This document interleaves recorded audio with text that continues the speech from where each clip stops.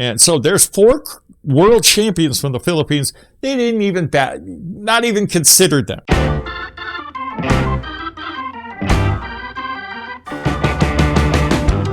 Welcome to another edition of Coffee with the Goose. You know, we talk about things that are interesting, fascinating, and irritating. And you know what? I'm really irritated this time. You know, the Ring magazine, they're the know-it-alls. They're the experts. Yeah, sure they are. I've got a big problem with their latest top 10 list, okay? But before we get going, you know, if I'm going to get worked up, I got to have a little help from caffeine, right? My coffee, as you know, very strong, like my opinion. And I got some creamer in there to make it sweet. That's why I need caffeine. Sweet, just like me. Yes. All right, here we go. Ring magazine, called by some, I think mostly by people in Ring magazine, the Boxing Bible. Okay. Now, I don't want to give them too hard a time here because, you know, they are the experts. They cover boxing like nobody else. You know, give them a little bit of a pass. But this latest Ring magazine top 10 pound for pound fighter list is just riddled with nonsense and, you know, oversights that are inexcusable. Okay? They just irritate me to no end. So I'm going to give you the top 10 pound for pound fighters in the world, according to Ring magazine. I'm going to pick it apart and tell you who I think has no business being on the list and who should be considered strongly for being included. Okay, we'll start with the top. Canelo Alvarez, the great future Hall of Famer, dominating Mexican middleweight champion, undisputed middleweight champion of the world. He's great. There's no question. He's only lost once in his career, and that was as a young fighter to Floyd Mayweather. After that, nobody's touched him. Or have they? Okay? Now, I'm not going to argue too much about, Alvarez being number one. But the problem I have, and I'm going to get into this in a near show in the near future, there's his arch nemesis, that's Gennady Golovkin. Golovkin, Triple G, fought him twice, and it looks like they're going to fight again. Come on now. Let's be honest. Let's look ourselves in the mirror. Who won those 2 fights? The first one was a draw. Please. Golovkin beat him. The second one, they gave to Alvarez. Again, give me a break. And yeah, I'm not going to get into it any further than that. I'll get into that in the next show where I talk about a possible rematch with the two. So anyhow, but other than that, you know, Alvarez deserves to be on the list for sure. Number 1, maybe. Okay, no problem. Who's number 2? One of the heavyweight champions of the world, and that is Alexander Usyk. Now, he is a great fighter.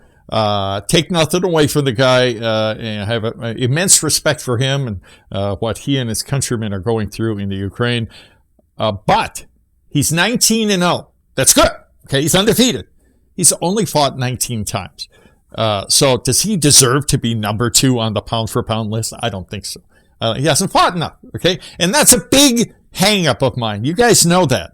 You've got to prove yourself. It's your body of work. You have to have a list longer than 19 fights to be included in one of the greatest in the world. So I don't think Usyk deserves to be number 2. Number 3, well-deserved, and that, of course, is Terence Crawford, the unbeaten welterweight champion of the world. I think he's 38-0, and he makes everybody look bad. He is a great, great fighter from Omaha, Nebraska, and he deserves to be in the top 10. He deserves to be number 3. Absolutely. So good job on that, Ring magazine.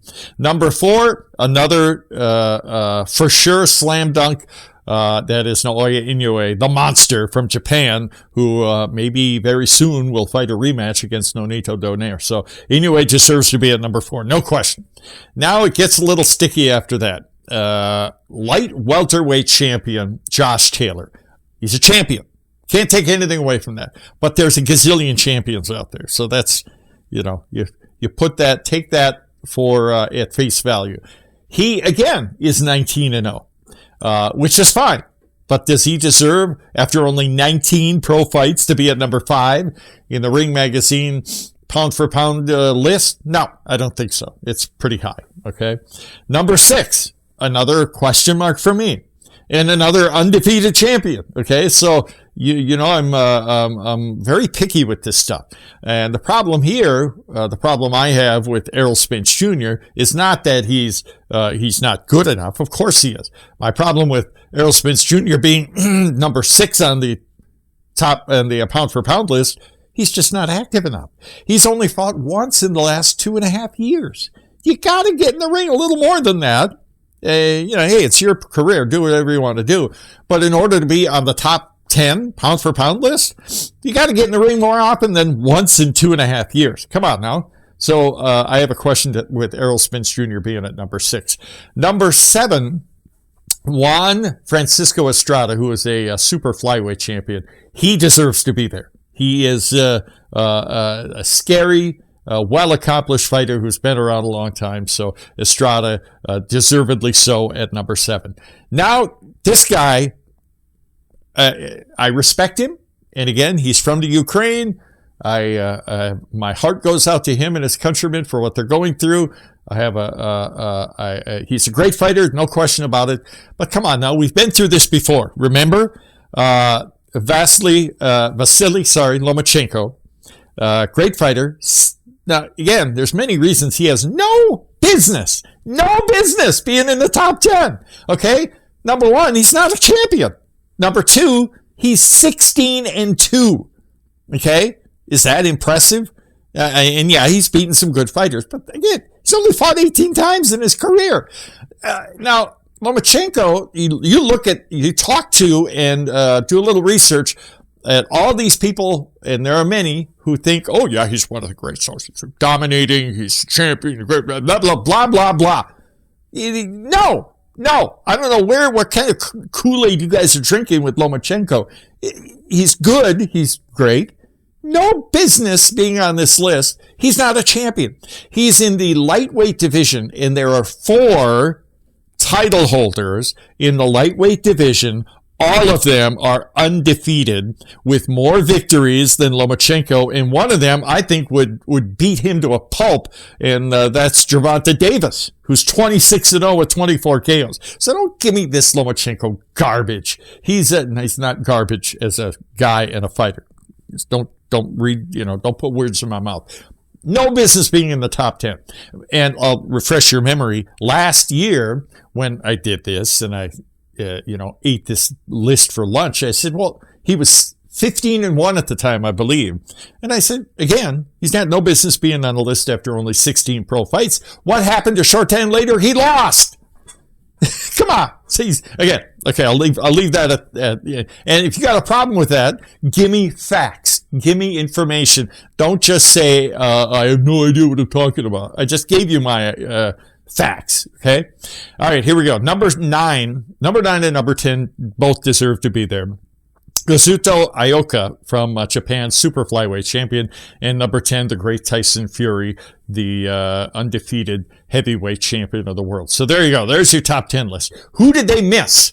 And I have some serious question marks. First of all, Gervonta Davis, the lightweight title holder, 26-0 with 24 KOs. Triple G. Why is he? And don't tell me, well, he hasn't fought enough. Well, neither have a lot of these guys. But Triple G is unquestionably one of the greatest fighters in the world. And I think he beat Alvarez twice anyhow. Why is he not on the list? What do you got against this guy?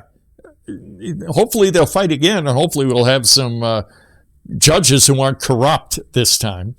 And 4 other fighters, and I'll let you guys tell me whether you think they deserve to be there or not. They're all world champions, and they're all from the Philippines. Number 1, Mark Magsayo. Why isn't he there? His record is better than 1, 2, 3. His record is better than 4 of the fighters in the top 10 list. He's 24-0 with 16 KOs. He is the featherweight champion of the world from the Philippines. Another one, Nonito Donaire, the Filipino Flash, who holds one of the bantamweight crowns, and he's still absolutely scary and respected at the age of 39. He deserves consideration. John Real Casimero, the other bantamweight title holder from the Philippines, and Rene Cuarto, the mini flyweight champion of the world. He's 20-2. And so there's 4 world champions from the Philippines. They didn't even not even consider them. I don't know why. So I have a big problem with the Ring Magazine pound for pound top 10 list, the greatest fighters in the world. 3 or 4 of these guys have no business being there, and several other fighters should be there, and they didn't even consider them. I have no idea why. Maybe you can tell me. Love to get your opinions, and I've said this before, and it's true. We have the most knowledgeable, passionate YouTube crowd there is. You guys are very smart, so let me know what you think. That's it for this edition of Coffee with the Goose. We'll talk to you again soon. Take care.